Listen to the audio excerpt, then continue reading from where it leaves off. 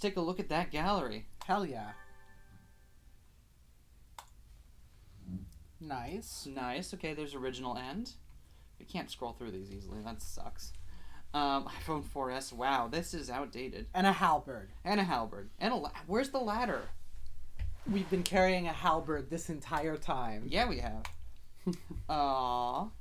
Ryota, the most normal romancy route. Yep. Into the night. Who was it? Was that Yuya? That was Sakuya's normal end. This is Sakuya's true end. Yeah, okay. This was Nageki. Milk that ghost. Alright, stop it. No. Yuya, okay. I don't know whose ending this was. Who could it be? Alright, fine. It was Yuya's ending. Oko-san. Oko-san again. Oko-san even better. Nap time. Which one was this?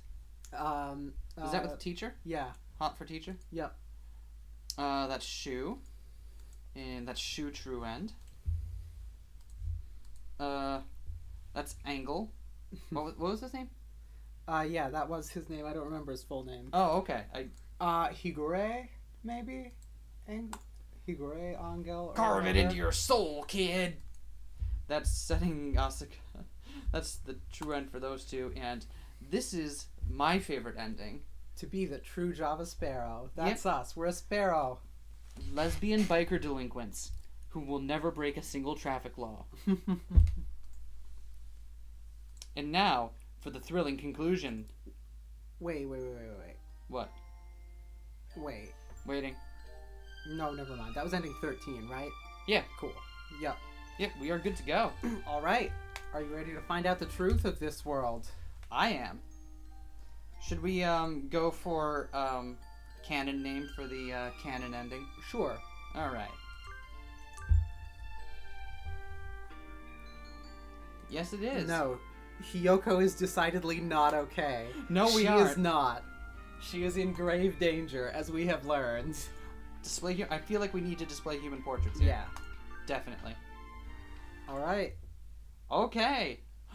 So, it should what give is us this? a choice. You can take this chance to fulfill a promise from long ago, or you can live a normal school life this semester. What do we choose? Let's fulfill the prophecy. I want to do a normal life. Well, let's fulfill the prophecy, though. It's fulfill a promise. Fulfill the prophecy. The other side has become crowded. The dead will have nowhere to go. Is there anything you desire? Can grant whatever you wish. Tell me. A strange bird once said that. Who was that bird talking to? Yeah! Hey! It's been years since I entered my ordinary life and walked through these gates. I should probably say the school is known for one... Wait, so is this in the future of the other routes? Nope, this is the same beginning, it looks like. Oh, okay. I looked way too much into... It's been a year. I don't want to fast forward through any of this in case it changes. Yeah, which it will at some point. Right. But yeah, so far it's just a normal game. Yeah. We're going to school, we're meeting Ryota. Yeah, Ryota. I like your red eyes, Ryota. Very distinctive. Yep. Aw. I actually don't remember at what point things get different. Well, that's fine. I mean, like, that way this one can be watched on its own. People can see, like, the whole... Yeah. You can see, like, oh, what the regular game looks like up to that point. You know, we meet everyone. Ryota, regular-ass bird taking care of his mom. Mm-hmm. Better make up for all that lost fun. Oh, yeah. Date all the birds. Indeed. Yeah, we're in the same class. Hope we all get along. There's our teacher. Narcoleptic dude mourning his wife. Right?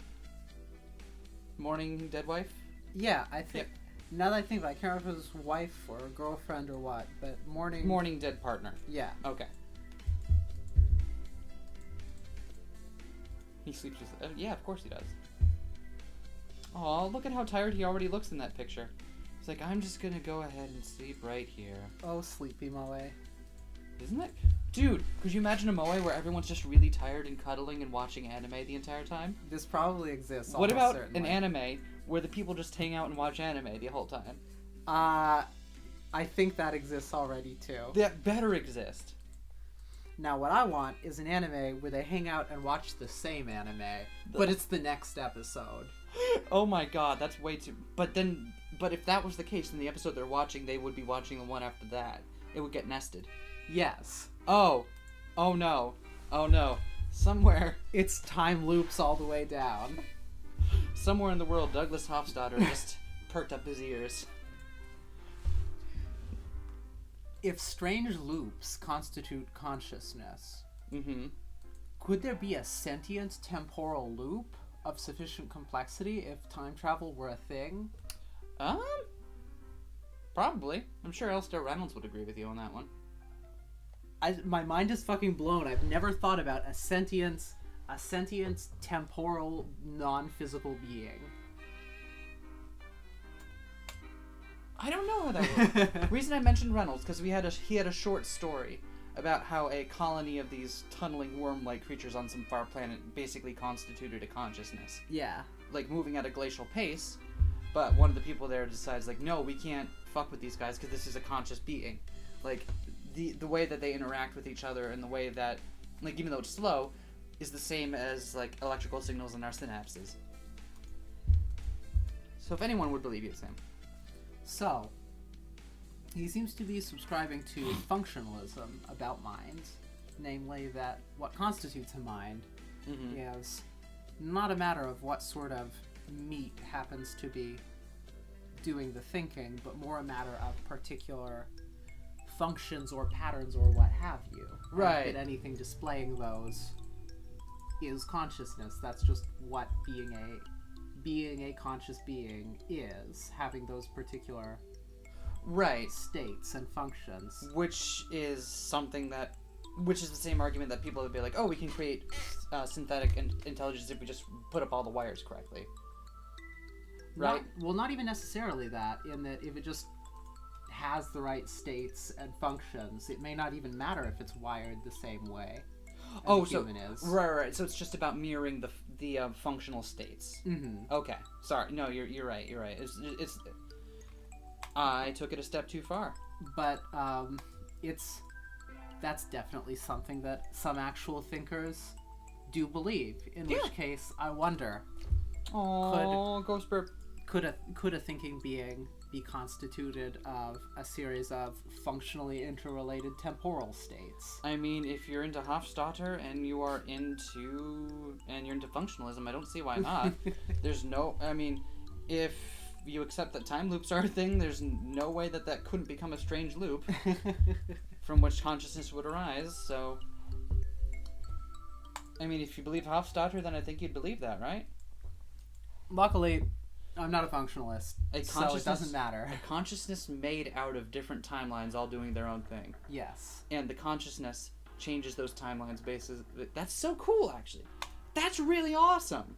Now I'm just kind of thinking about that. Did we just accidentally become pantheists? Maybe. Panentheists? I don't know. Anyway, Sakuya, the noble bird that really wants to just play the piano. And Yuya, secret agent bird. Right? Yes. Yuya Bond. Bird. Yuya bird. Does it normally give us choices by this point? It doesn't, does it? No, we're still in the introduction phase. I forgot because we've been fast-forwarding past it all these previous times that it's actually got lots of content there. You see those hairpins? Yeah. He can take those out and stab you to death with them. Yuya doesn't fuck around. How'd you already know? Because I know everything. Yeah, of course you know everyone here. That's your whole job to know everyone here. Anyway. How's the coffee? Coffee's pretty good. Oh, problems of personhood. That's still the most fascinating thing in the world to me. And I wish science fiction would engage with it on a deeper level than just, oh, what if you could take your consciousness out of your body? Like, for fuck's sake, my dude, we've been doing this for decades. Right. Philosophers are way ahead of you here. Exactly. It's just like, come on. Oh, man. Oh. I feel like I shouldn't mention this because then if I don't finish it, it's going to be like, well, that was something you played. But that novel I've been working on trademark. That's exactly what I was trying to do with it. Yep. Yeah, you can attest that this novel that I've been working on trademark does exist. I can. It does exist. I've edited parts of it. Yeah, and that it's several tens of thousands of words have been spilt over it. Yep. Most of which have been discarded at this point because I've changed it so many times. That's how it do. Yeah, but that's what motivated me to start writing again. Was that shit? No one engages with it, or I mean, if they do, please let me know. There's a comment section so you can recommend me books. Please do. In fact, books are good. Yeah, exactly. Comic books but too. Very few, if any, writers engage with the philosophy of self. At least in science fiction, on a level deeper than just like, oh, what if you could take your mind away from your body? It's like, there's more than just Cartesian dualism, my dude. I feel like Hanu Rajinemi does make some very interesting thoughts about, does have some very interesting thoughts about personhood. I literally forget. The Jean Le Flambeur novels. Yeah, but I literally forget what happened in those books other than a cool spaceship. Well, remember that in those books, splitting off different parts of yourself and letting one live is just a thing that you can do. Oh, yeah. Dividing your consciousness among many bodies, or just dividing yourself into multiple consciousness bodies that are all yourself. Like, the gods in that universe are literally just different individual aspects of the same person. The Sobernost people? Those ones are... Mate, I was thinking about, like, specifically, like, Pellegrini and stuff like that. You know, lesbian warriors goddess. Yeah, wasn't she one of the founders? Yeah. Oh yeah, sorry, you are totally right. I'm sorry. It's been a good year and a half since I last read through them. So, and the jargon is pretty thick in those books. I do not recall the exact jargon used. So, please forgive me. They are fantastic though, especially if you love science fiction that's transhumanist without being cyberpunk. And if you love being very confused for the first part as you figure out what means what. Well, I mean, like, the person who recommended it to me said that he read it through the first time with just the translation, the dictionary right next to him. That's what I did also. I mean, I tried to give it a go first because I wanted to get that experience in. He's very thick and layered in making you figure out what's going on your own. Like, he's not gonna... the author will not baby you through. You need to find out what words mean through context and use. And boy, howdy, are there a lot of words to figure out what they mean. There are. But... And it's difficult, but not unfair. Like, you can get there. It's cool, though, because it mashes up references from everything from Finnish culture and legends to some sort of... Wasn't there old Jewish stuff in there mixed in? Yep. And... Didn't it eventually get into 1001 Nights territory? Yeah, the second book is almost entirely 1001 Nights. And then, but also it's all sci-fi, and there's robos, but not robos. There are people that are all split up. And there's tons of other just like surface level pop culture references, like shouts out to Minecraft, Harry Potter at one point. Oh yeah, and there's the Superman. There's that one whole clan of transhuman gamers. Yeah, and their legend, like their mythos is all about that one time in an MMORPG where everyone got together, beat out this boss, and all that dropped was a stick. Yeah. What game was that in? I don't know. Oh, because that's a real thing that happened. Oh man, I think my copy of the third book, The Causal Angel, has like bookmarks in every place where I'm like, oh, I know that pop culture reference. Ooh, I know that pop culture. You know, which isn't to say that it's like reference overdose like say Borderlands is, but you know, it's still really cool. Man, I like it. It reminds me a lot of Stevenson. Book with Nell in it. Diamond Age. Yeah. Diamond Age, where it takes like what are we joining? Does it matter? I have no fucking clue at this point. I don't think it does. Okay, let's track team. I like Oko-san. We'll hang out with Elko. pudding. But yeah, that kind of science fiction that's transhumanist without having to be like, oh, everything's gritty and cyberpunk. And don't get me wrong, I like cyberpunk. Clearly I like cyberpunk. But just straight up transhumanism is harder to find. Mm-hmm. I think some of Alistair Reynolds' stuff does veer in that territory as well. Oh, absolutely. Although I love how he mixes it in with, like, true Lovecraftian style horror as well. Mm-hmm. Like, not like fantasy... Not Lovecraftian horror in the sense that, oh, there are fantastical beings. But, like, in, like, horror at things beyond our comprehension. Yep. For transhuman but not at all cyberpunk, there's also Banks. Yeah, now that I'm thinking about it, Banks is totally transhumanist without being cyberpunk. Yeah. Although he doesn't lean super heavy on the transhumanism. I don't... Or maybe he does. I've only read the first 3 Culture novels, so I could be wrong. In the setting, so it is a thing that humanity, or what descended from it, did go through phases of just doing every wild-ass thing they could think of with their physical forms and minds and all of that and so on. They just kind of coalesced back towards something vaguely resembling humanity in the end, because it turned out to be convenient. But it's very definitely post-humanist. Oh no, it definitely is. It definitely is post-human. I'm just saying that like the plots of the books don't really focus around that aspect of the setting. Yeah, that's true. Use of weapons does a little bit, because the whole thing about use of weapons is that it's about one of the guys they get to do their dirty work for him, who basically has his body destroyed and mutilated time and time again, and yet they can still just come up and give him a new fancy body and send him on his way. Use of weapons, by the way, single favorite science fiction novel, full stop. Nothing. Like, other things come close, but Use of Weapons is the single science fiction novel where I've been like, this is the best thing I've ever read. If you read nothing else from Banks, read Use of Weapons. You will be a better person. Who do we want to talk to? Ryota? Sure. Or Okasan? Or Okasan? I don't know. I like Ryota. Let's talk to Ryota. I'm trying not to go into any one route in particular here.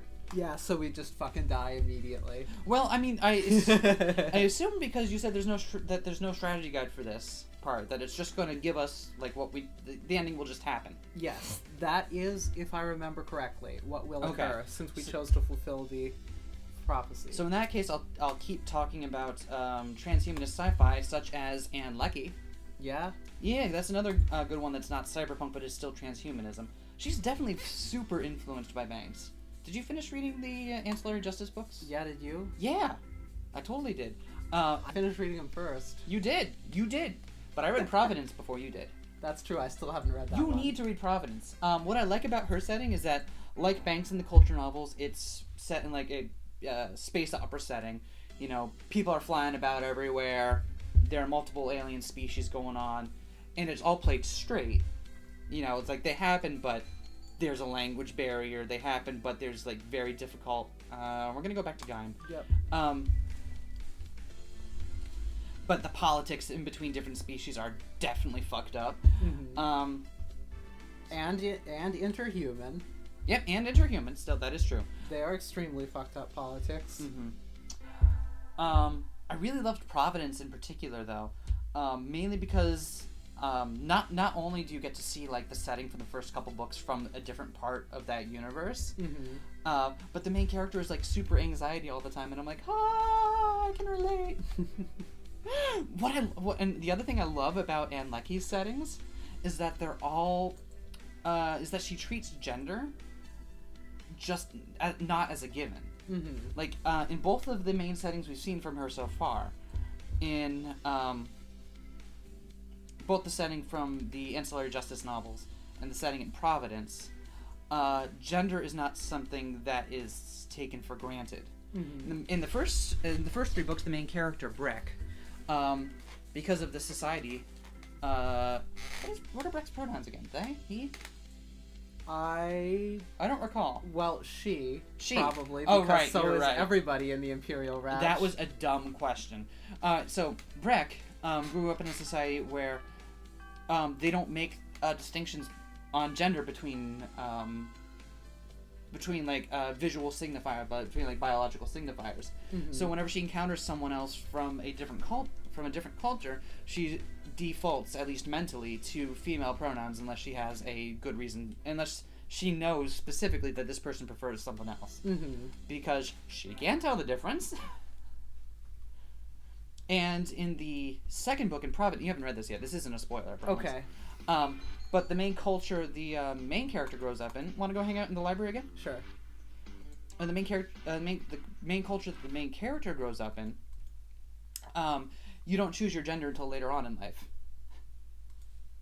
You can already do and it's that. It's like a big becoming an adult ceremony. It's really cool. Anyway, Ann Leckie, you're awesome. Please keep writing awesome stuff. Does Providence have as much gay space ladies have a cuddle puddle? I don't think there's a cuddle puddle that happens. That's unfortunate. But I liked that part. But like in Ancillary Justice, everyone is ambiguously queer. Good. Yeah, and that's the thing about Ancillary Justice is that you don't know the quote unquote real gender, or like how of any of the characters. You don't know how they identify. I would not say that at all. Well, I mean, there are some that you do. But No, but okay, you're right. We're right. I'm sorry. I'm binary gender is not a thing in their society. There we go. Okay, that's the best way of saying it. And neither is anything resembling binary sex as we know it. People just are how they feel like being. Exactly. And that's fine. I should not have phrased that in such a cis-normative way. I apologize. Still shows the kind of cis-normative baggage I have. I'm working on it. But yeah, that is the perfect way of saying it. Damn.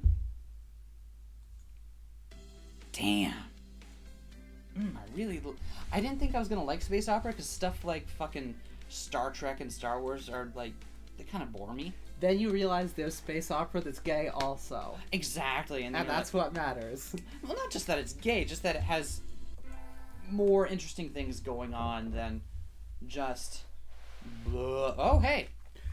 I've had this dream a lot recently. I can see a little house on the other side of the fence. I wonder who lives there. I don't think it's anyone I know. Ryota's next to me and my parents are here too. We're all together again, but... Mom? Dad? Hey, wake up, please. Huh. Interesting. Today is a good day. Want to go to the store? Sure. Do you see I'm trying to get as many different routes in as possible here? Yeah. Let's see. But yes, I feel stuff like Star Trek and Star Wars just doesn't really do it for me. Star Wars in particular, because it's less about let's explore this interesting culture and more about here, let's have a cool action film, which is fine. And like I'm sure some of the books do get more into depth on the setting, more into depth of the setting and the people in it, but the films don't really interest me. Star Trek is good, actually. Okay. No, but let me clarify. I don't think Star Trek is bad. I've seen it was TNG. I watched the most of TNG with one of my friends back in high school, and I enjoyed it. It was good. It is not the kind of thing I'm super into on my own, and it's not the kind of thing I would watch on my own without someone else saying like, "Hey, let's watch this." Does that make sense? Yeah. Yeah. So, not hating on it. Please don't take me to be hating on it, because I'm not. And I recognize that it's got some awesome parts. But it ain't my cup of tea. Want to go to music? Sure. One of the things I like about it is also one of the things I like about the culture novels, really, which is that it's a hopeful look at the future with a lot of things going basically right, but nevertheless still has problems. Yeah, because isn't that like the whole impetus behind the culture novels? Like, what would our problems in the future look like if what kind of conflicts would there be in a future where all of our basic problems are solved? Yeah. Where we're post-scarcity, we don't die anymore. What the hell kind of problems would arise? And apparently that involves playing very intense games of civilization against alien cultures. Yep. Did you read that one? Maybe. Player Which of one? Games. I started it and didn't finish. I still have to finish that one. Oh, Player of Games is so good. But Star Trek also has some of that where at least less so in the gritty reboot movies and all that. Yeah. But in the original series, you've got the Federation, and you've got a world where that What? I don't know what'll happen. You said I could do anything I want here, so I'm just doing whatever. I'm spreading out the love. Yeah, well, should be fine. We'll see. You've got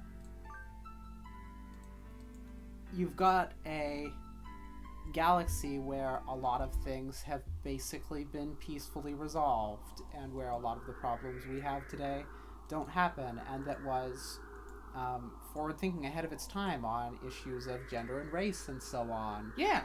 In envisioning a future where there was a place for people in space who weren't just white men from first world countries and so forth. Unlike today, where apparently it's only white men from first world countries who also have a butt ton of money. Yeah. But nevertheless, you then see the sorts of things that a society like that might still run into, because, hey, even once you solve these sets of problems, there's still new issues to run into.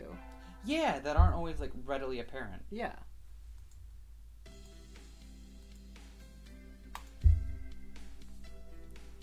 Anyway, that's why Star Trek is good, actually. I agree with you. I never said it was bad. Okay, we're about to meet him. Yeah. Well, I mean, I figured as long as it's the last route, might as well just get every fucking thing in here at once, right? Yep. When are things gonna do the thing? I don't fucking remember, and I keep on being like...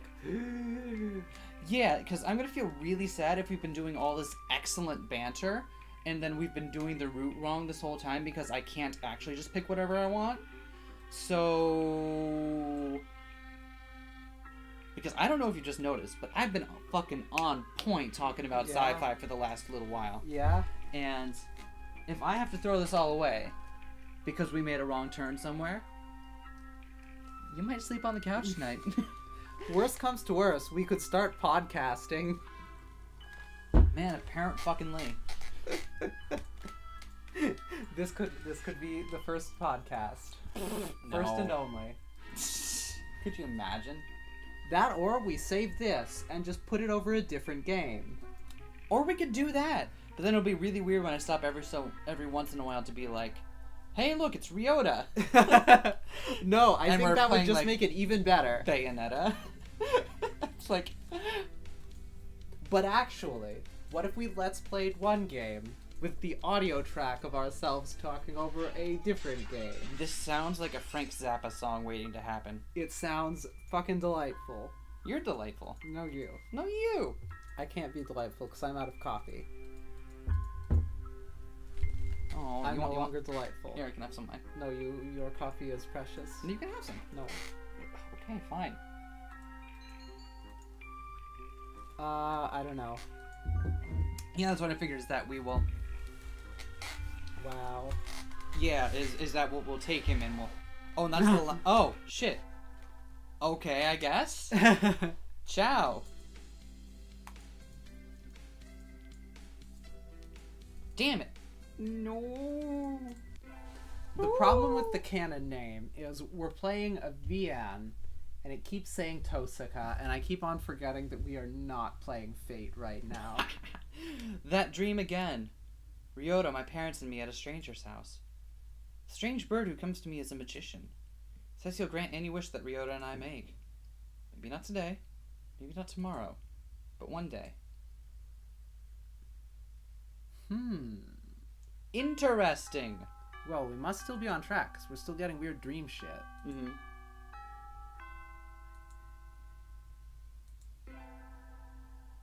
Woo! Fantasizing about summer vacation. Oh, shit. Alright, guess we're going running. Yep. It's alright, we can talk to Asuka again. Yeah. I don't know. Although what? Azami. Azami. My bad. Yeah, you made me confuse her with Asuka. Thanks. Get in the robot, Shinji. Oh, man. You know what I just remembered Tell me. today? That somehow, still neither of us have watched Standalone Complex. Yeah, what is the deal with that? We should just watch that soon. We should. The problem is it's not on anything, and I don't have it downloaded either. I could see if there's like a Blu-ray or something I can get. There might be. I feel like if we're gonna do that, we should rewatch the first couple films first. Yeah, have you seen the second? I think you have, right? I think I have, but I don't remember anything about it. Okay. You know what we could do? What? We could just fucking marathon the Ghost in the Shell films. Let's watch the original animes. Let's watch Standalone, and then let's watch the live action. And then cry a little on the inside. Listen, the live action one had some serious issues. I'm not gonna argue that. Like, whitewashing's not okay. You don't do that. You don't. I don't think it was bad. I think it was kind of got caught up in trying to take the surface level bits of the original series and make sure, like, hey, remember this bit where the Major's sitting in the window? And that kind of thing, and didn't really go... or, like, hey, remember this bit where the suitcase guns and shooting up a dinner? Like... It was visually on point, though. Yeah, it was definitely visually on point, but I feel like they were kind of surface level. I feel like the plot of the film itself wasn't deserving of Ghost in the Shell. Yeah, I could see that. So, like, I wasn't unhappy that we watched it. Yeah. You know, and honestly, I'll probably buy it on Blu-ray at some point. Especially if we're going to do the whole thing where we watch through all the Ghost in the Shell things that I just started, like, a couple minutes ago. But... Yeah, I'm going to acknowledge it has issues. Like, oh, we were also talking about, or by we I mean I, we're talking about rewatching the Matrix films. Oh yeah. I have not seen. I may have seen the second. I know I've not seen the third ever. I've never finished the Matrix trilogy. I haven't seen the Matrix films in years, although I did watch the Animatrix, which is pretty cool. And we should definitely watch those after we watch Ghost in the Shell films, because the Matrix is a shot-for-shot remake of Ghost in the Shell, but not quite as good. But actually, though, because I mean, the Wachowskis like that's the story that's going around. Like when the Wachowskis were making the pitch for that, they were like, "We want to do this, but IRL." And not to mention the fact that do you want to get a job? Nah. I don't really that's want extra. to do that's extra. Today. Extra scenes. Yeah. Because the other reason I definitely want to rewatch the Matrix films is because who do we want to invite? We could invite fucking anybody at the moment because we have teased everybody a little bit and then fucking stopped. I don't Have even we know. teased Kazuaki yet? No, we haven't. Cool. Come with us. Oh wait, no, yeah, we have. That was Teacher. My bad. Anyway, because apparently the Matrix films were a big trans allegory.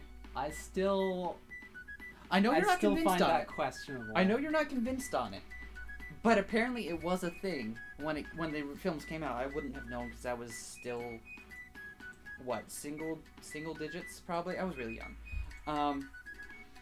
When was the first Matrix film? 2001? I think so. Yeah. Okay. So I'm still a fucking kid. But apparently, yeah, that was like a thing in the trans community. Like, holy shit, this is a trans allegory film. And then I've gone back and read some stuff about it and been like, oh shit, no way. So I'm wondering if that would hold up to a rewatch. Like whether or not they're just being selective in choosing their evidence for that, or if I could watch it again with those eyes and be like, oh shit, you're right. You know, I saw another good Wachowski sisters movie recently. Which film was that? The live-action Speed Racer. I have not seen the live-action Speed Racer. Why don't you tell me about the live-action Speed Racer? So, it's basically like if F-Zero and Lazy Town had a crossover. What? I shit you not. Both visually speaking and in tone. Visually speaking, because there's tons of action-packed combat racing scenes on crazy loopy tracks and all that, but then when it's not, it's this weird idyllic CGI setting where everything is too neon bright and fake, and it looks like Lazy Town. Nice. But also in terms of setting, where there's like this big happy family that all does their thing, the Racer family, and so on and so forth, and they go on a wholesome family adventure, but also there's gang intrigue and dangerous combat racing and all of that, and it's kind of confusing. It feels like there were two halves of two different movies that kind of got stuck together. Interesting. I wouldn't call it a good movie, but I did have fun watching it. It was silly and dumb. And that's all that matters in the end. And apparently it took a lot of stuff from Speed Racer original. I wouldn't really know that because I don't remember any of it except for the theme song from when they played it incessantly on Cartoon Network when I was a kid. Oh, Jesus, yeah. But, yeah. Hey. Speed Racer. Not to derail this awesome conversation, but Ryota ain't at his desk. What the fuck? He's always slow, so I don't think he packed up and went home. And we just started second semester. Do you know where Ryota went? I don't think I've seen him since homeroom. Wait, didn't this happen? No. No, this is just him checking. Never mind. I thought this was a big fucking dealio. What if it is, though? I don't know. No, because this is what happens, this is what happened in Ryota's route. Or is it? What? I'm late. I've been slow getting out before, but I've never slept through my alarm like this. Maybe I'm not getting enough sleep. Anyway, gotta go fast! Wait, are we Ryota now? It looks like we're Ryota now. Good morning, Kawara. We were just about to sit down. As expected of a feral? Ouch. Wow. That's racist. Where's Hyoka? Isn't she? Apparently not. Oh, of course, we don't get to... Oh, wow! Is this what you say about us behind our back? Yes. Oh, we don't get a portrait of, We don't get a portrait of Hyoko, do we? We don't. Hyoko would have to be here for that to happen. Apparently. Today we'll do a little review on the history of birdkind. You wait until now to teach it? What a pathetic country. Oh, shut the hell up. Of course everyone learned it years ago, but it's required for the second day of the semester. The second day of the semester? Really? Yes. Whoa, what the fuck is its background? Back when we birds were still beasts and pets, a virus known as AH5N1 appeared. At first it only affected birds, but it underwent a mutation and spread to humans. This mutated strain was highly infectious and had an extremely high mortality rate. It became clear that it posed a threat to the survival of the human species. So the humans engineered a powerful virus to cull birds and prevent AH5N1 from becoming pandemic. In hindsight, it seems foolhardy and rash, but the world leaders at the time saw no better option. Except the new virus didn't work. Infected birds didn't die. Rather, their brains grew in size and power, starting with doves. That's why doves make up the majority of professionally qualified workers today. Wow, institutionalized racism. Other birds, including quails like me, are still adapting to social life. Incidentally, I heard that the first puffin in history to hold a governorship was elected last month. Even kakapos, which were once close to extinction, can now be toilet trays. This is a really weird gradation of intelligence here. Yes. And as you all know, the Prime Minister of Japan is a shoe bill. So yeah, bird flu almost wiping out mankind is part of the background of this setting. Apparently. Anyway, the development of social intelligence in birds had a huge impact on their predators. Which leads me to the next point. Since their gambit failed, humans were left defenseless to AH5N1. Most died out. The few that are left now live peacefully with birds, though in the past there were large conflicts. That's the bell. We will vote on student council members in second period, so be on time. Yoko never came. I hope she's okay. Maybe I should try calling her. Kawara, do you have a minute? Sure. We're supposed to get our print boxes today. Would you mind picking ours up? Our print box? Yep, it has all the handouts and everything, since we don't have a council yet. Okay, it's in the faculty room, right? That's right. You could have it back here before second period, please? Interesting. Print box, print box. Inside the faculty office is a stack of cardboard boxes. These must be the ones. This one, maybe? Pick up the box marked 2-3. It's awfully heavy. Guess paper isn't exactly light when there's this much of it. Gwen's head! You want to be, Kazuaki? Sure. Oh, thank you. You were okay by yourself? It's a little heavier than I expected, but no, the nurse didn't stab me. Well, let's take a look inside then, just to make sure everything's there. Huh? Did you cut your wing, Kawara? Cut my... I don't think so. It's bleeding. Why is it bleeding? It's bleeding! Why is it bleeding? Did I scratch myself on something? It doesn't hurt at all. No, this isn't my blood.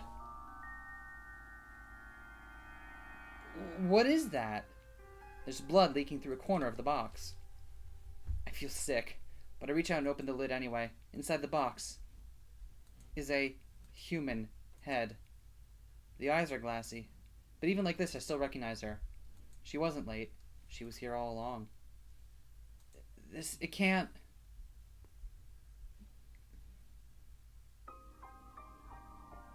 Oh, shit. Yup. Shit gets real. So, now it's our murder mystery. Excellent. We got killed the fuck off at the end of first semester, and we have to figure out what the fuck is going on.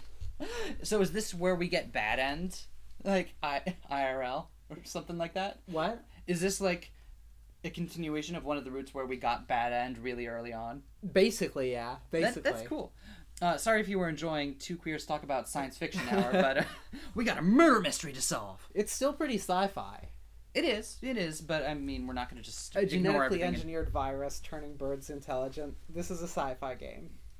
All right. Fucking birds is sci-fi, okay? Look away, Kawara. Looking will only hurt you.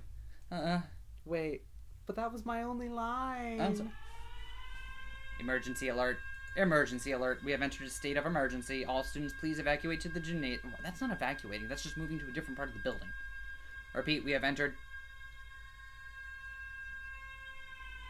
do you want to be Oko-san? Okay. Cool. Am I a good Oko-san? Yeah. I don't know. I'll be Sakuya. Bah! Until we know what's going on, there's nothing to do but follow instructions. What are you spacing out for, Kawara? Come on. No. I don't want to leave Hyoko here alone. Get up, she's gone. That thing is no longer Tosaka. Can't be. Come!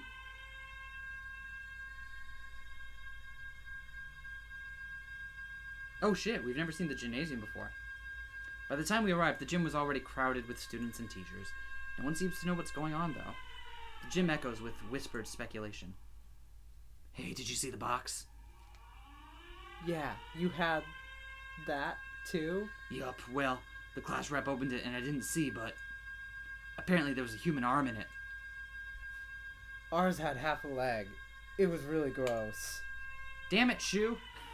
From the snatches of conversation I hear, it sounds like all the print boxes had pieces of a human corpse in them. That's pretty fucked up. Were they all pieces of Hyoko, I wonder? Nobody seems particularly concerned, which isn't all that odd. It was grotesque, but it's not like it was a dead bird. Just some primate. Savage! Wow! Race. Savage. Nanaki, this isn't some idiotic disaster drill, is it? We're not supposed to have one until next month. Do you suppose it has something to do with that distasteful box? That was definitely Tosaka's... Won't someone explain this ridiculous state of affairs already? Yeah. Someone tell me what's going on. This is a bad dream, right? Someone wake me up. Someone...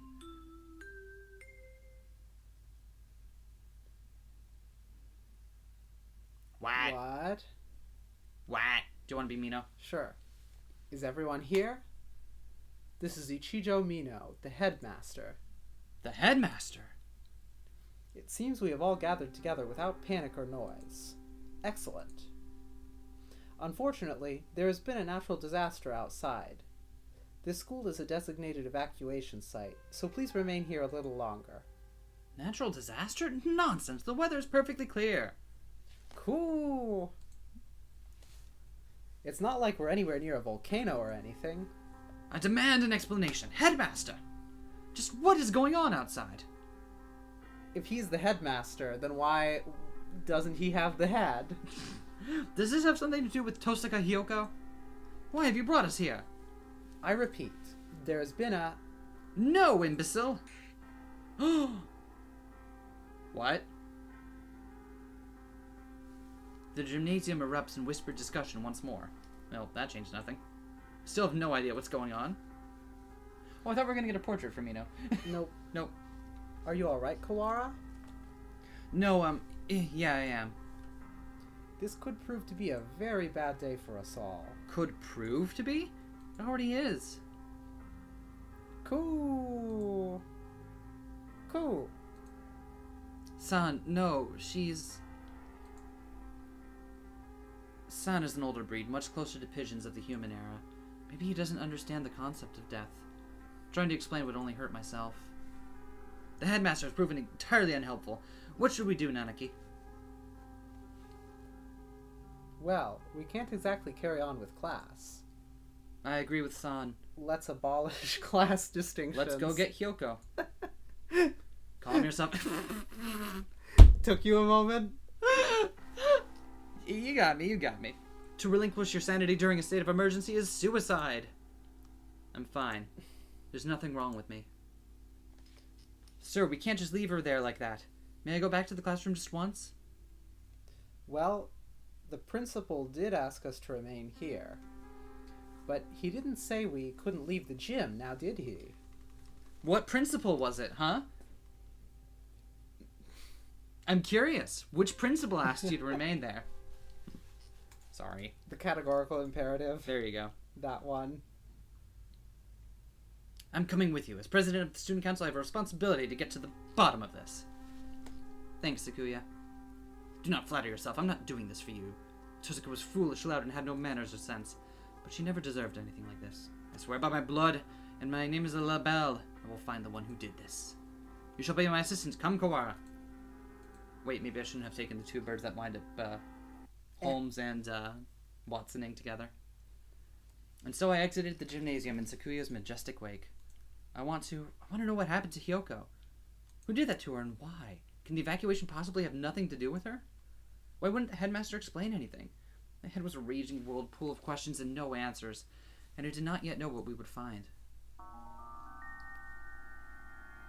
Time for some Sherlocking and Holmesing. Alright, if it's going to be Sakuya and Ryota, do you want to take over Sakuya? Okay. I'll be Holmes and you can be Sherlock. Go! What is this? A wall. The huge, gray... What had been a clear autumn sky was now blocked off by dull gray. It's dark, almost like the sun has already gone down. What? What? We're in a dome. We're in Truman Show now? We're in a dome. A dome, rather. We appear to be shut in from above as well. What? When did they do this and how? I don't think any of us was in full command of his faculties as we came this way. We can't be certain that it wasn't already there. It does seem most likely that it was put in place while we all were in the gymnasium listening to the headmaster, though. He did say there was a natural disaster. Maybe this is some sort of shield? A disaster so destructive there's nothing to be done but hide under an enormous gray blanket and wait? Maybe they didn't give the headmaster the details to avoid causing a panic? If that were the case, they would be robbing us of our right to know why our very lives are in danger. Is this really a shelter? Is there really a natural disaster? Either way, we don't know if there's a connection between what happened to Hyoko and all this. Let's go to the classroom and then tell Mr. Nanaki about the dome thing. Very well. Dome.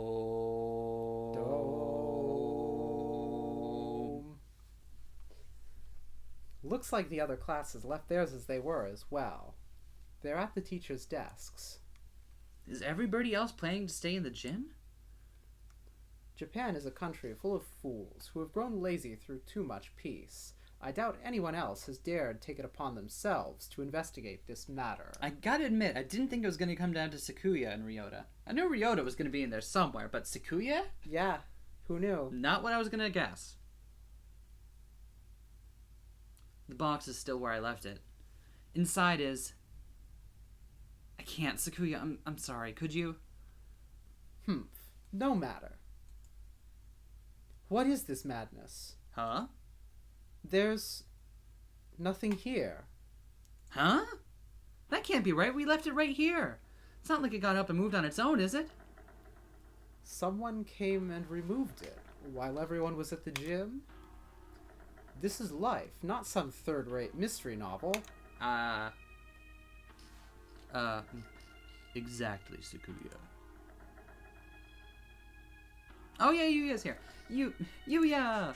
Salutations, Ryota. I see you're babysitting Sakuya. Do not throw my name about like some cheap toy, mongrel. How cruel! Well, I can't blame you for being tense given the circumstances. I think he'd act like that regardless of the circumstances, Yuya. I am sorry about her. It pains me to think what happened. His expression clouds. It's strange, I've never seen him with any expression other than carefree cheerfulness before. You've known her for a long time, right? Yes. Do you know something about all this, Yuya? Well, most of this business is still a mystery to me, but I can at least answer the question we face right now. The whereabouts of the corpse, you mean? Yeah, that. As you said, this isn't some third-rate mystery novel. Corpses don't disappear, and we won't be having a famous detective show up and find the culprit for us. Anyway, the other infirmary assistants and I gathered her up in the chemistry lab. The chemistry lab? What for? For one, well, we couldn't just leave her scattered throughout the school, if only for the mental health of the students. Secondly, for the autopsy. As you know, we have two things going on at once here. The only human in the school was cut up and distributed to the rest of the school, and now there's some natural disaster happening. Imagine you're wondering if there isn't a connection between the two. We are, but we haven't found anything. What do you know? I told you. This is a mystery to me, too. Suspect we'll have an easier time investigating the murder as long as we're sealed in like this, though. The doctor should be proceeding with the autopsy by now. The doctor? Why him? You don't trust him? Of course not. I don't want to think about what he might do to her. Might even have... You suspect the doctor? Yeah, everybody knows he's a nutcase. He probably killed her for some crazy experiment. He is an expert in the field. Who else here could perform the autopsy? But... I know where you're coming from, Ryota. He's not exactly the most ethically minded bird around. So I asked Professor Nanaki to come too. He should be there by now if you want to go make sure. Okay, hon? Yes, but a bit of wood broke off our table. No! Alright, we'll go later. So Hyoko has been gathered in the chemistry lab and the doctor and Mr. Nanaki are examining her now. Mr. Nanaki might not be the best witness, but he's better than no one, right? We know where the corpse went then, but why are you here? Me? The name's Yuya. Bird Yuya. I'm investigating, under my own orders, of course. Playing detective, mongrel? That, and I have to make sure we didn't miss any pieces. Anyway, what are you two going to do? Personally, I think the murder and the evacuation are almost certainly connected. I am inclined to agree. The headmaster's refusal to explain our situation makes me doubt his story in its entirety. Indeed. So, Ryota. Yeah? I know how you feel. You want to find the one who did this to Hyoko as soon as possible, right? Yeah.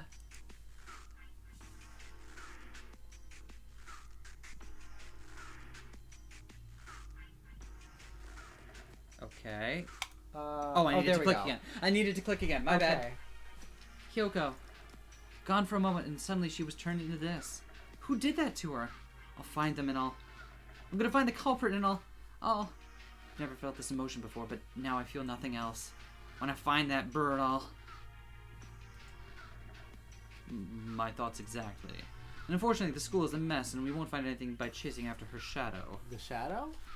The shadow. I think we should try to solve both mysteries at once, whenever possible. Of course, the wall could just be there because of some natural disaster. That's about all I have to say. We didn't need your advice from the start. You're nothing but talk anyway, mongrel. Thanks, Yuya. We'll do our best to help. Oh, and one more thing. You might want to talk to one in the maintenance office. Tell him I sent you. You mean that antisocial cockatiel dandy everybody hates? Yup, him. Don't worry, he's a good guy. He'll be able to help you, and you might find something useful in there. Well, that's it for the talky mongrel. Adieu. He saunters off towards the staircase. What a dreadfully obnoxious man. I thought he'd never shut up. He gave us some good advice, right? We should be grateful. Anyway, I don't think we'll find anything else here. Indeed. Where should we head next?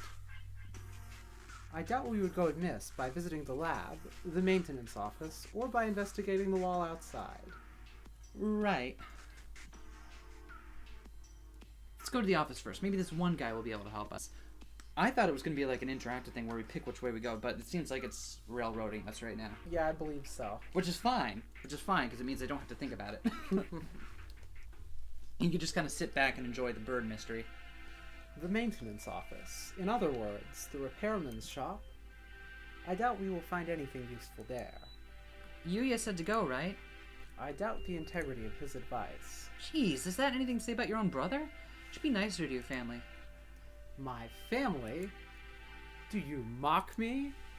That filthy-blooded mongrel is no relation to me. Whoa, calm down. I guess his elitism is still running business as usual. We don't have time to waste. We should hurry.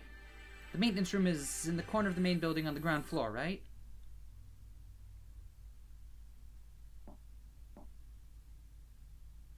Excuse us. What is this? This doesn't look very educational. The handyman pretty much lives in here, I think. Do you want to be one, or do you want me to be one? I'll be one. I was gonna say, I was the extra one at the last scene. You can... Okay. A dove. And one more. Mr. One, hello! What are you doing here? Didn't you hear the alarm? I'm Ryota, and this is Sakuya. We got permission from our teacher to investigate the building. Didn't you hear the alarm? No panic, no noise, and no leaving. That's what I do here. Whoa, somehow it seems really cool. You mean you're too lazy to go to the gymnasium? Don't worry about me. You two go ahead and find your class there. No, we're not... Do you mean to interfere with us, wretched fool? Yuya said we should ask you for help. Sakazaki Yuya? Yeah. Oh, that's yes, him. We decided to honor his request by coming all the way over here. Do you intend to stop us now? Sakuya, where the heck are your manners? Sorry, he transferred from overseas and his Japanese isn't too great. He certainly has more bark than I imagine he has bite. Ooh, snip snap. Very well, come in.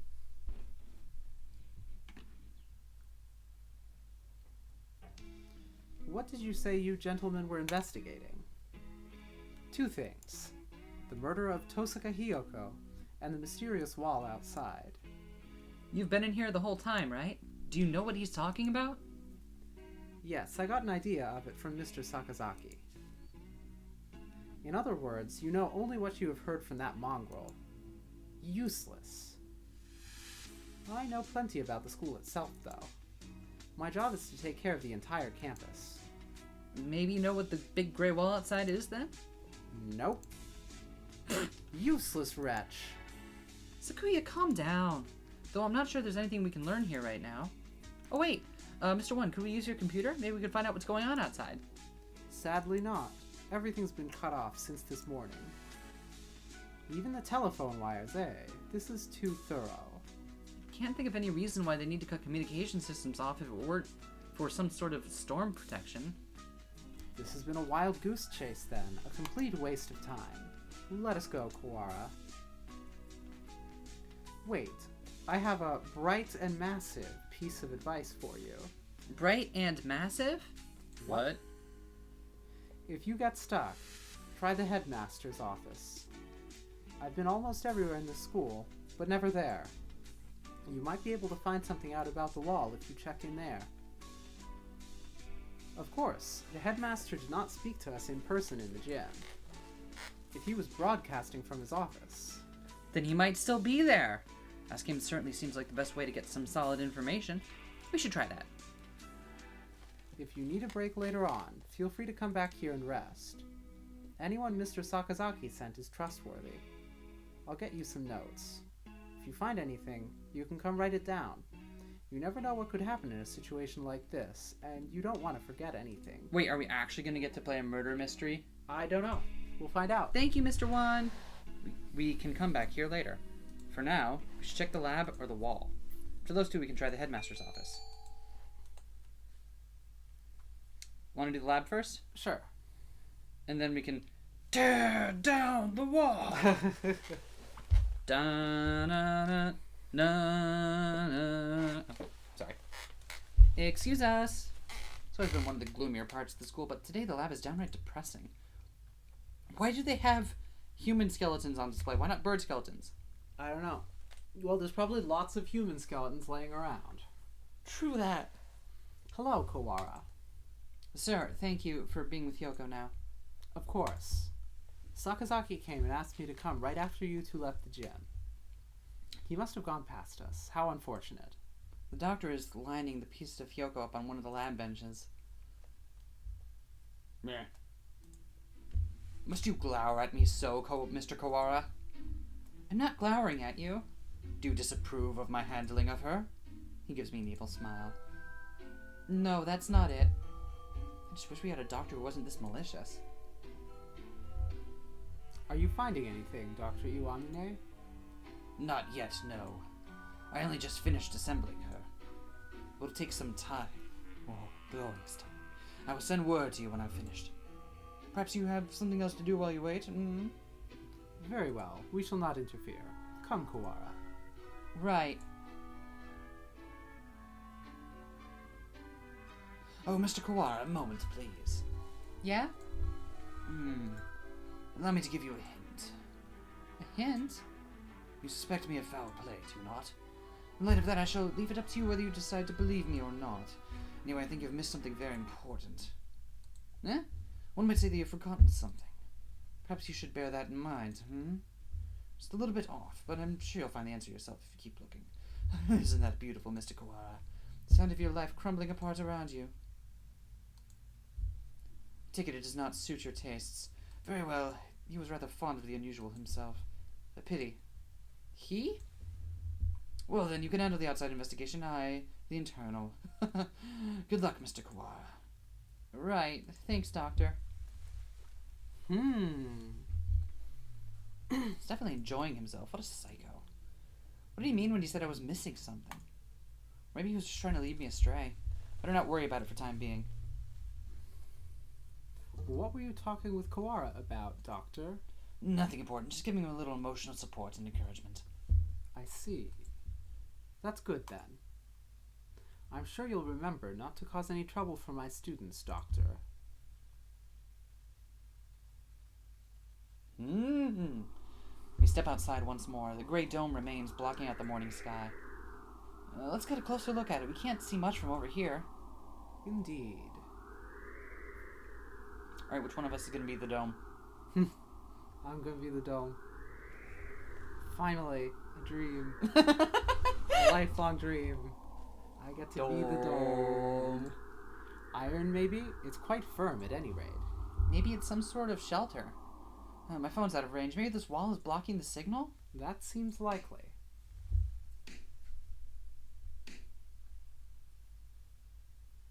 It sounds thick and dense. Trying to break a hole in it will not be practical. Maybe there's an emergency exit or something? We should check. We still don't know whether or not we are completely sealed in after all. Right, let's walk around the perimeter.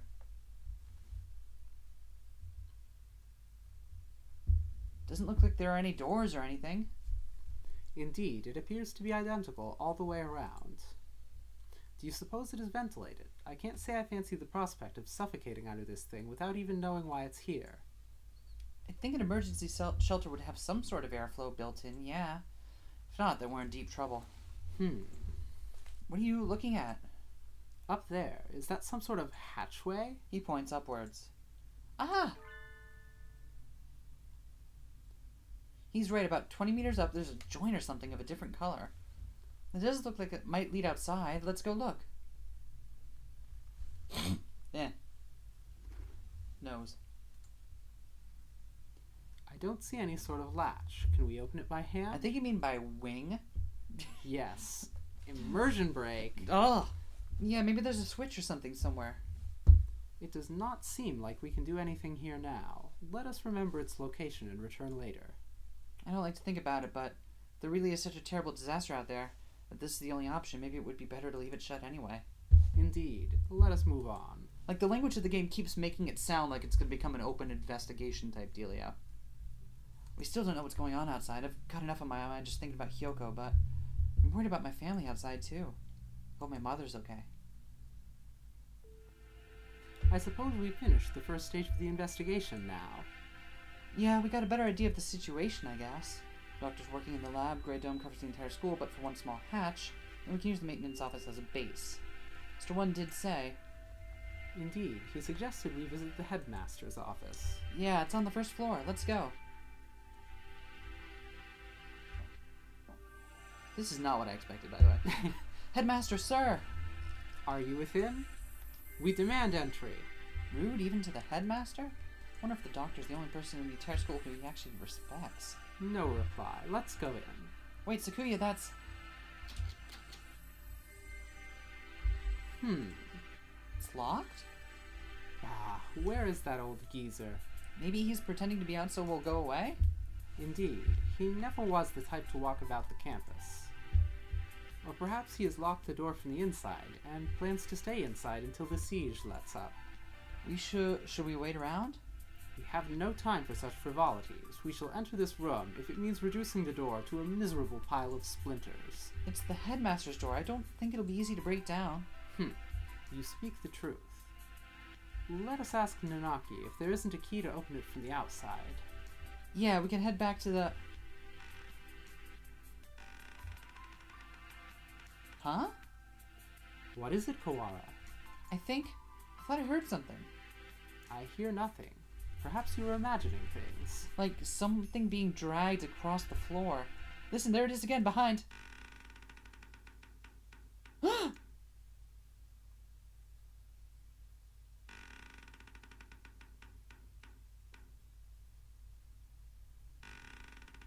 What the fuck? What? What the fuck? What? Some kind of horrible fucking robot? Suddenly, behind us stood a gigantic scarecrow-like creature with a rough burlap sack for a head. What? Yeah, so that happened. What the fuck is going on? Plot! Apparently. What in? The Scarecrow Man draws closer, dragging its long, ungainly metallic arm behind it. Sakuya, watch out! Its arm slices through the air, smashing the window into tiny shards, which scatter across the hallway floor. We don't know what it is, but apparently it isn't friendly. Sakuya, we have to run! I am well aware.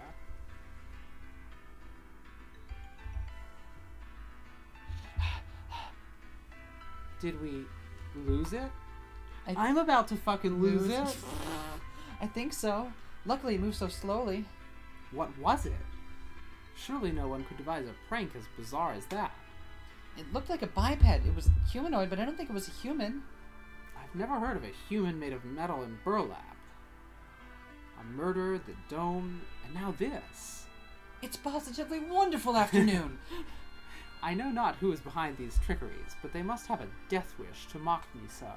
For now, we have to get back to the lab. We need to warn Mr. Nanaki.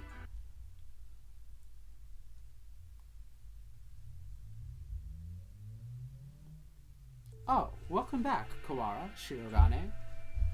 Would you like some tea? Is this really the time? We cannot afford to relax now, Professor. So I take it something happened.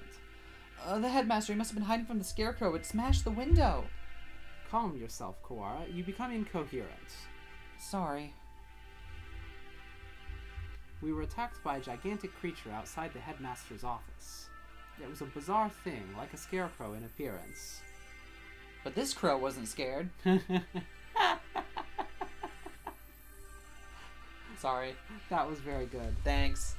A scarecrow? Yeah. Like the ones humans used to make. It attacked us and we ran back here. It was slow, but its arm was heavy and dangerous. Are the other students still in the gymnasium? Probably not all of them. If there's something dangerous in here, we should probably tell everybody to stay together in the gym. That way it'll be kill them all in one fell swoop. Exactly. Rack those combo points up. Yeah. The plot thickens indeed.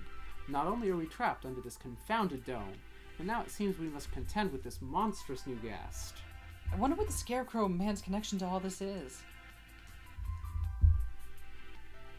The Scarecrow man, you say? Doctor! Fascinating. Never cut into one of those. I'd love to get my hands on it. Have you finished the autopsy, Doctor? Yes, for now. I was awake here the whole time. Don't worry. Thank you, Mr. Nanaki. But you may well have a right to know what I found, given your efforts toward the investigation. Try to state simply and briefly what I've learned from the lumps of meat which once were Miss Tosaka. Control yourself, Kawara. Falling out among ourselves would only do us harm. I know. Anyway, we lack the tools for a proper examination, but the cause of death was asphyxiation. There are no signs of any strangulation or smothering, so she was either poisoned or sick. She was dismembered after death, then, Doctor? It would appear so. There's little evidence of bleeding, so we may assume that she was cut up sometime after death. Hyoko was one of the healthiest people I know. She couldn't have become sick that quickly, meaning someone poisoned her. Why? For the sake of the grotesque, or to make her easier to carry, or for some other reason. Disgusting either way. I suppose I should also tell you the estimated time of death. Obviously, go rev your motorbike somewhere else. Obviously, I cannot be entirely certain, but I believe this Miss Tosaka died yesterday after school. In the evening, then? Precisely. She was found this morning. In other words, unless she was seen yesterday afternoon, she may have been here all along. Kawara, her house was near yours, was it not? Did you see her yesterday? After school?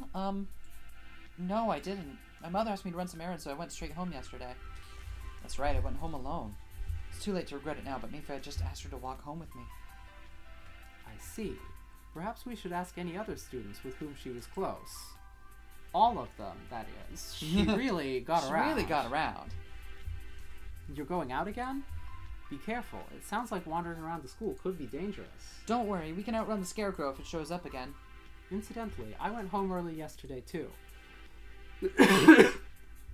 I left as soon as class ended. It's really weird that you're volunteering that information, but okay. So, I only know what Ryota has told me.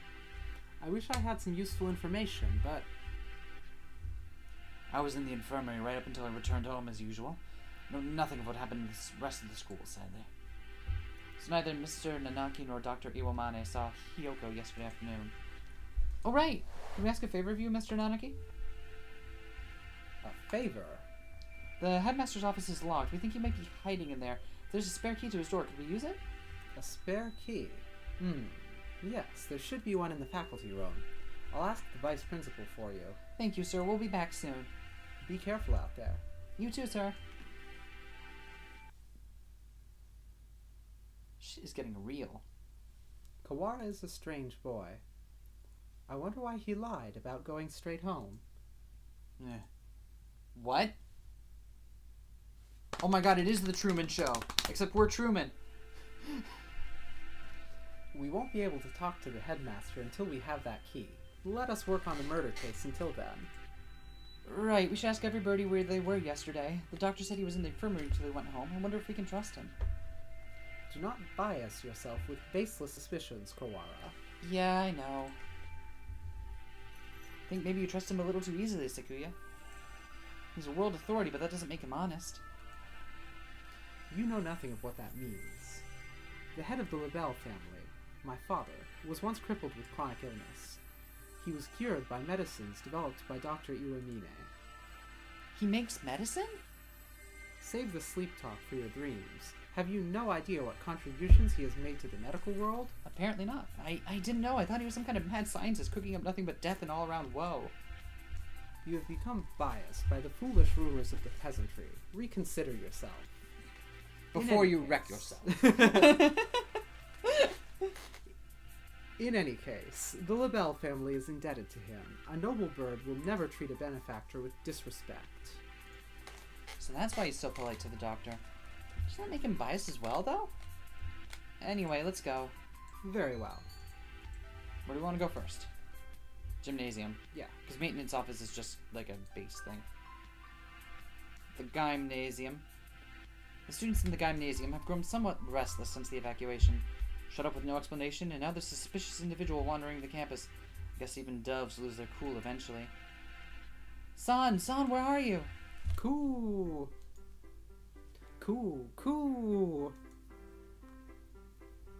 You just confused the issue if we brought you along.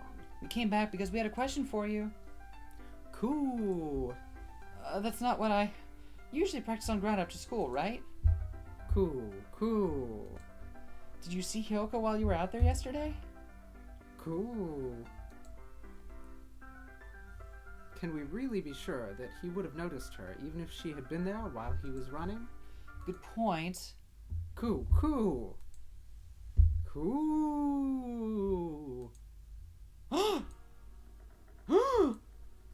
Wait, San, what did you just...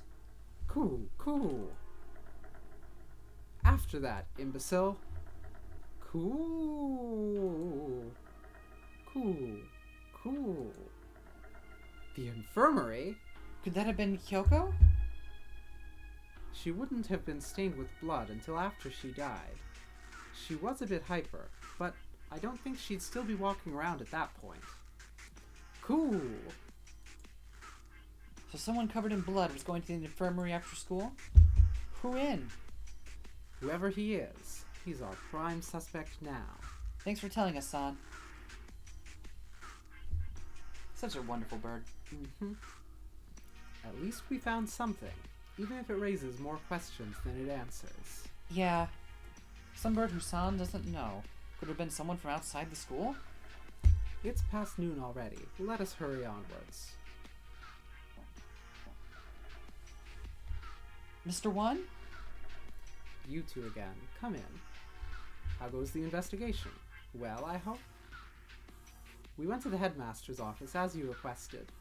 It was locked, however. Yeah, we got attacked by this weird thing outside there. I'm glad you're okay. The office isn't that far from... Is that thing a muddy scarecrow like a man, perhaps? Yuya! So, you've seen it too? Just now, yes. On the second floor. I caught a glimpse of it from behind at the other end of the corridor and didn't stick around to let it see me, so alas, I was not blessed with a look at its pretty face. Coward. Hey, we ran away as soon as we saw it, too. Anyway, it sounds like it's wandering around the building. Maybe it would be better for you to leave, Mr. One. Don't worry for me, young one. My duties prevent me from leaving this room. You two aren't planning to call off your investigation because of a bad guy or two either. Well, yeah, that's true. Already stuck in the rut of unadaptable middle age? Don't come crying to us if you get hurt. I've come within touching distance of death in the past. I will be fine. I wonder what kind of death comes that close to a maintenance worker. Then again, knowing this school, there could be all kinds of evil going on behind the scenes. Well then, what are you standing around for? I believe orders were given for everyone to gather in the gymnasium to avoid the scarecrow. Same goes for you. Why aren't you headed over there? Can't just sit around. Indeed. Same here. Hence, walking around the school. On that note, I better go to the lab. Professor Nanaki wanted me there. What for? Something you asked him to do. Oh! Ah, he wants you to help him keep an eye on Dr. Iwamine. Most likely, yes. The doctor and Hyoko, that is. Anyway, you two go on with your investigation. I'll be watching over her, so don't you worry. Right. Wait. Yes? According to the autopsy, Tosaka died after school yesterday. Did you see her during that time? Yesterday evening, What did the doctor say? Just that he'd been in the infirmary all day. I was there too. We were inspecting and cleaning all day, so I can verify the doctor's alibi. I told you not to doubt him without evidence, Kawara. Right. At this point, the prime suspect is that scarecrow anyway. Is that everything? Well, adieu. We should head out too. First, let's write down what we found. Alright, let's go. And so we walked about the school, searching for clues of Hyoko and the mysterious blood-stained stranger. We were lucky enough to avoid encountering the scarecrow, but we didn't find any information either. Where to now? Nanaki has probably gotten the key for us by now. Let us return to the lab. Okay. Huh? What is it? Did you say something just now? I did not. Could it be that confounded scarecrow again? No, it's not him. I just thought I heard somebody say something. Bah, don't scare me like that. Though, we've been walking around half the day. It's hardly surprising that your mind should be playing tricks on you. This is... the library. What if there's somebody in there? They might not have heard the alarm. Let's check. Very well. Oh, good. Nanaki... or not Nanaki. Nageki makes to make a cameo. Maybe. Far removed from the emergency throughout the rest of the school, the library is the same as always. Empty. It's a little gloomier than usual.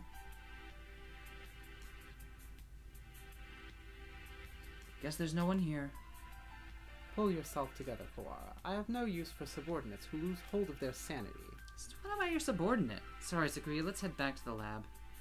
Nope. No cameo. 'Cause he gone. No. Oh, he here. Something bad happened. I should have known what would happen after this. If it hadn't been for me, none of it would have happened at all. What was I trying to do here? What did I see? Why can't I remember? Huh. I can't hear. What are you saying? You're fading away. It's too far. Miss Tosaka. Mr. Nanaki. Welcome back. Have you found anything interesting? Yet another suspicious individual. But we should speak with the headmaster first. Have you gotten the key? Yes, I have. Right here. Thank you, sir. Well, let's go have a look, shall we? The doctor and I will be here. Be careful. And you. Yeah, I'll be here, all right.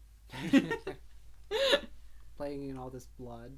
Yep. No, blood puddle. I'm gonna have to go get my blood mop after this. Clear left. Clear right. Good. Doesn't look like the scarecrow is here. That's good. If I had to fly away from something like that, I might panic and hit the ceiling. Oh, right. Quail's reflex when startled is to fly straight up. We should hear it dragging its arm when it moves, so we'll have plenty of time to get away. Let's go in. Right. Let's see. The headmaster who had gathered us all in the gym without any real explanation. How many of our questions will he be able to answer? Excuse us. Huh? Maybe he's not here? That or hiding. Look at that fucking thing in the dog in the trophy case. Yeah, I like the doggo too. There's some birdie at the desk. He's sitting with his back to us, but his feathers are unmistakable green of a Nicobar. Oh, so he's dead in his chair. Okay. I know this trope. Speak to us, headmaster. Have you gone deaf? Yeah, listen, everyone does this trope. Sakuya, be polite. Japan is the country of courtesy, after all. Is it his fault or mine that we had to come here? Headmaster, will you... This... Sakuya? Is that dog a specific weird little dog? I have no idea. The thing here is no longer the headmaster. His half-closed eyes are dull and cloudy. The skin showing beneath his feathers is pallid. What madness? Him too?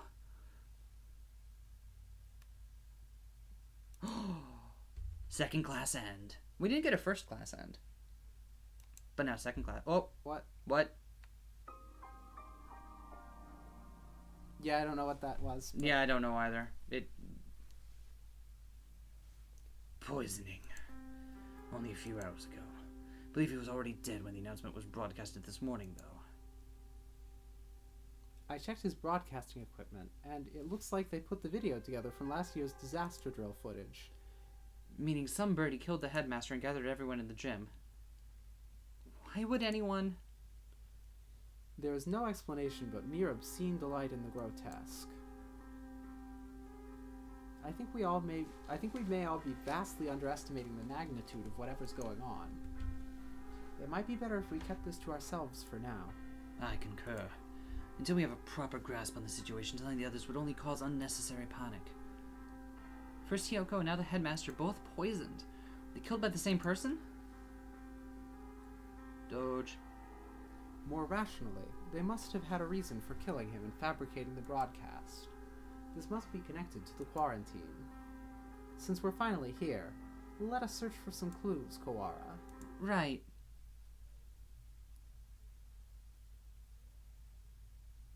Easier said than done. Every shelf in his office is piled high with documents and papers. Where do we even start? Incompetent Feral. Examine each piece one at a time, looking for anything about emergency procedures, plans of the school. Got it. You're just gonna sit around while I do this myself? You are, aren't you? PTA records? That's not it. Demographics for dummies? That's not it. Transfer students? Wait, next to that is... the human representative? That must mean Hyoko, and the date is from 2 years ago, right before she enrolled. It's not related to today's incidents, but it might have something useful.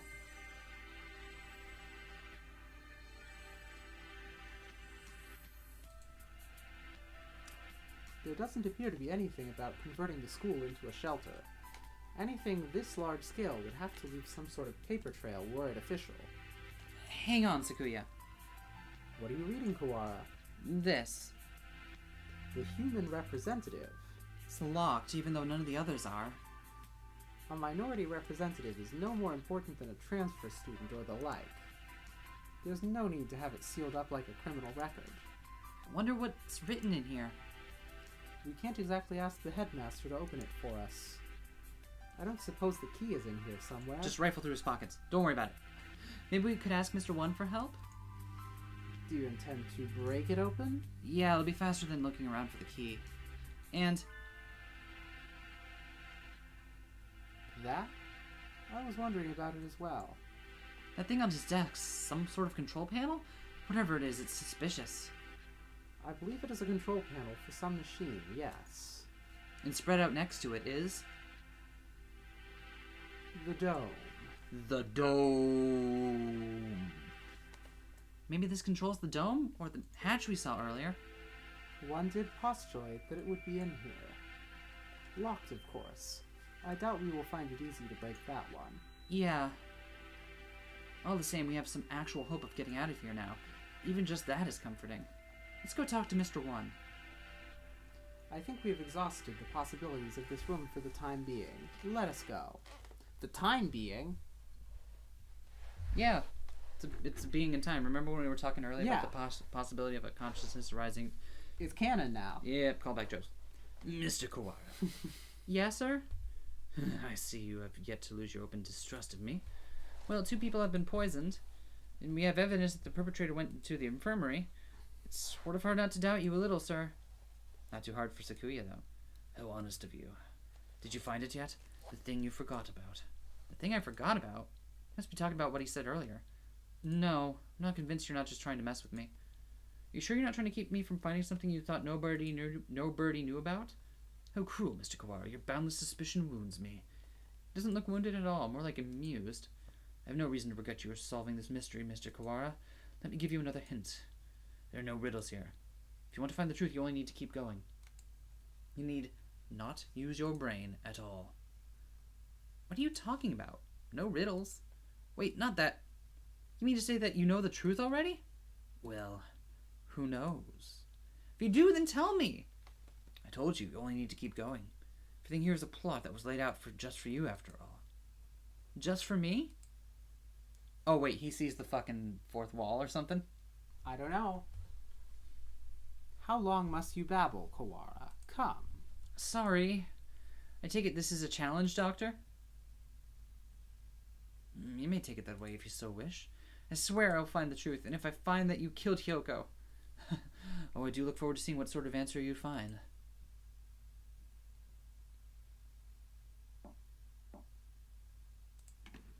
Oh, sometimes I need to click through the black screens, and sometimes I don't. Yeah, it's confusing. It is. You two again. What is it? We'll explain to Mr. One what we found in the headmaster's office. Like that one. Yeah, the plot thickens, I see. We think this file may be connected to the mystery. Can you unlock it? Thickens like the Dickens. Or break it. Let me see. This will be rather troublesome. It's just a lock, right? Forcing it will result in spontaneous combustion. What? Why would they put something like that on a bunch of ordinary documents? Perhaps because these documents are not ordinary. All the same, I've dealt with similar things in the past. It will take time, but I believe I can open it. So defusing bombs falls under maintenance operations? Do not forget, I'm not just a maintenance worker. I am a bright and massive maintenance worker. What does that have to do with anything? So, maintenance work in Japan requires a number of skills. I am impressed. Well, you got Sakuya impressed. I think Mr. One is the only... Oh, right. Can we ask you one more thing? You may. We found a control panel that looks like it's for the dome as well, but it's locked. It seems to require a password. Password? Have you tried swordfish? Ask Mr. Sakazaki for help. Yuya? He is a master of unauthorized access. If you know what I mean. So, that wretched mongrel has lowered himself to crime? I never knew he could... Sakuya, just let it go. We need his help here. I shall take care of this folder then. I can't say for sure, but it should be done by the time you and Mr. Sakazaki get back. How convenient. How convenient. Alright, thanks. So I'm getting my... we should probably write this all down since we're here. I'm getting my suspicions that... Because Shu keeps lampshading how perfect everything is and like linear and like you can't fuck it up. For some reason this is like all for Ryota's sake. Maybe so. Like they're setting up a fake murder for his but I don't know why. But I'm getting the feeling that like this is staged and Ryota is the intended recipient. Maybe so. Another interesting factoid is that it wasn't always like this, where there were no choices really, other than visit an area first or second. Apparently, in the original release, it was something where there were multiple things you could do and lots of ways to get straight up killed. So that was changed here into the more linear version we see now. That's unfortunate. I would have liked to have dicked around in that. I mean, I appreciate that we're not going to have to restart and replay it a bunch of times to get to the end, but we may still want to drop a save at some point because I can't remember if there's an ending bug or something. But it is worth... Boom. Just in case. Where is Yuya right now? Either in the lab or possibly gallivanting around like a nincompoop. This would be a lot easier if we could use our phones, but we can't. Off to the lab. Wow. I had a really good idea for an invention. What if they made a phone that communicated with another phone, but like directly, instead of over phone lines or cell phone networks? And then I realized I had invented the walkie-talkie. Fucking hell. Here we are. I wonder if he's still in there. So we turn the corner. Ooh, Scarecrow Man. Up. Sounds like Scarecrow Man. The Scarecrow Man blocks our path. Fish. Ooh. Wah. Of all the... Sakuya, run! Ooh. Ooh. Don't order me around, Pharaoh.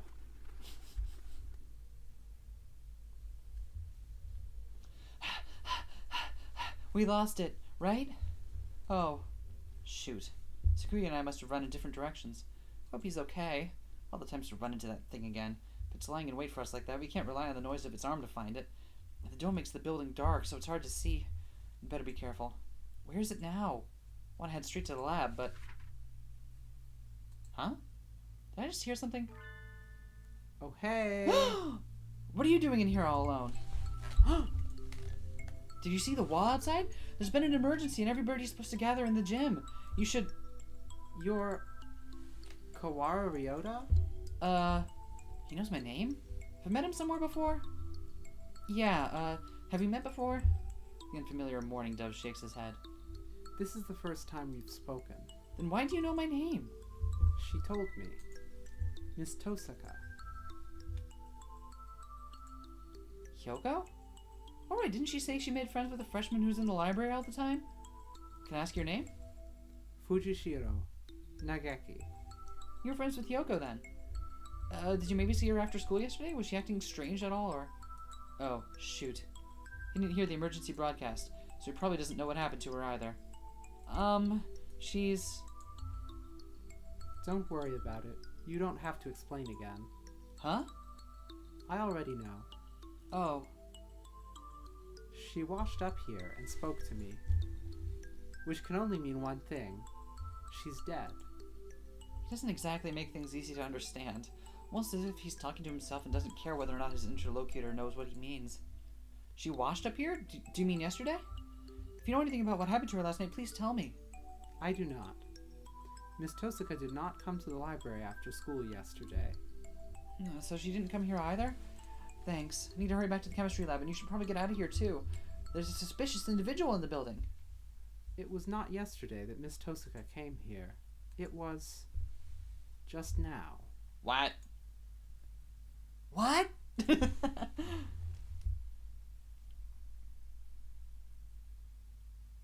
He's gone. The morning dove who just spoke to me has disappeared. Did he go to the gym? I hope so. He looked like he had really skipped leg day. He'd better go to the gym. I don't really want to consider the possibility, but maybe Sakuya's right. Maybe I am going crazy. I almost wanted to milk that bird. I had to last long enough to find the killer.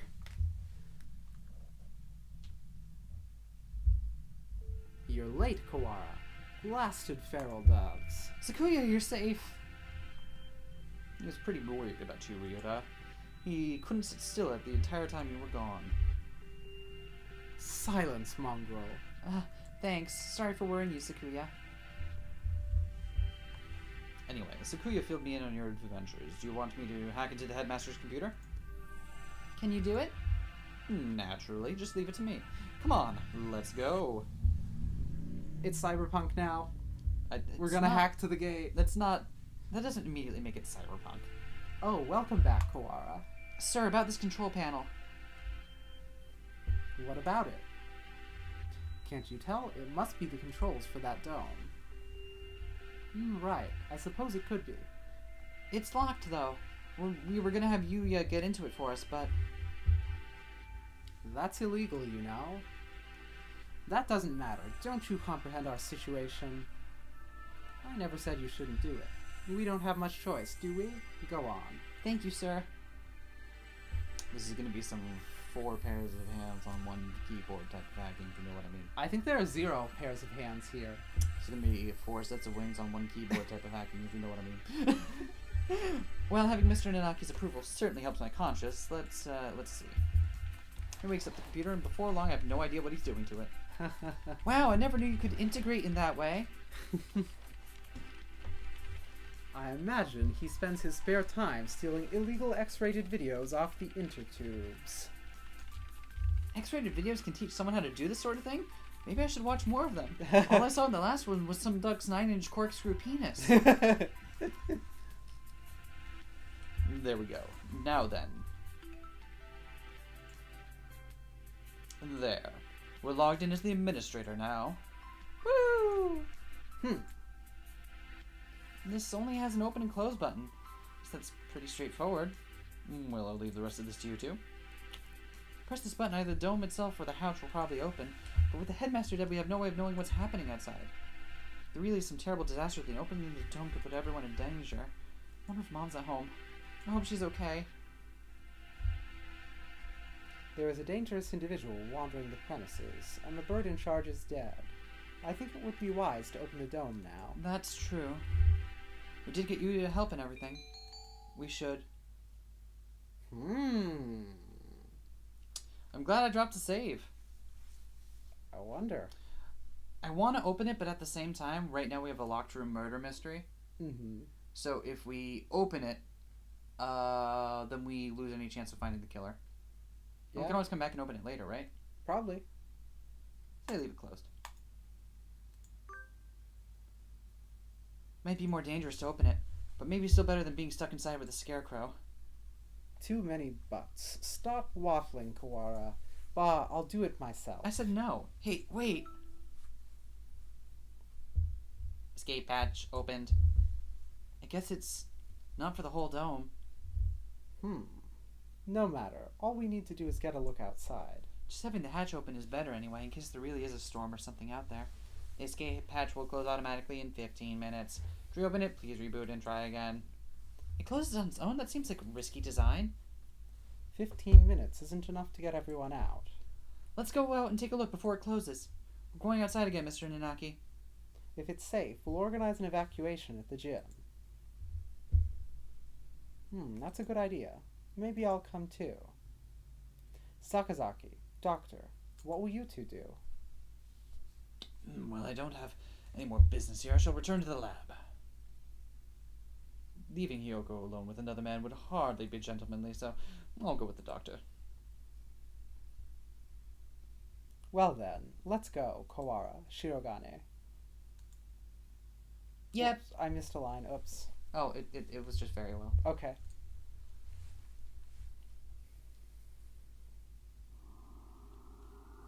Where was that hatch?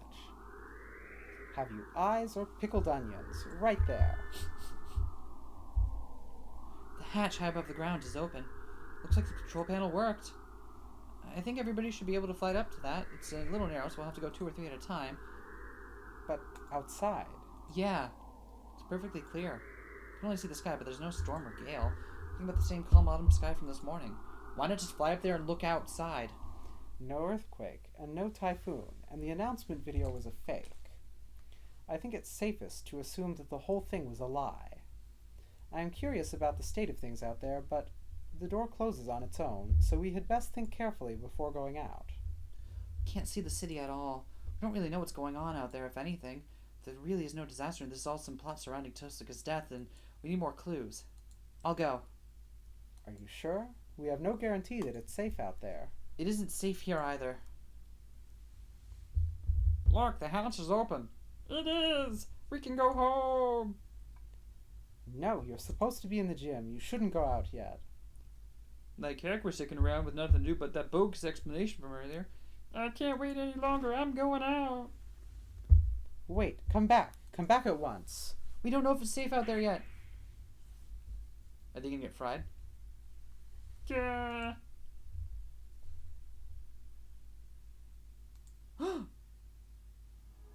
gunshot? We have to go help him. Calm down, Kawara. You'll only get yourself shot as well. But... as if to laugh at my shock, the hatch gives an unpleasant rumble and swings shut. He was shot as soon as he went out.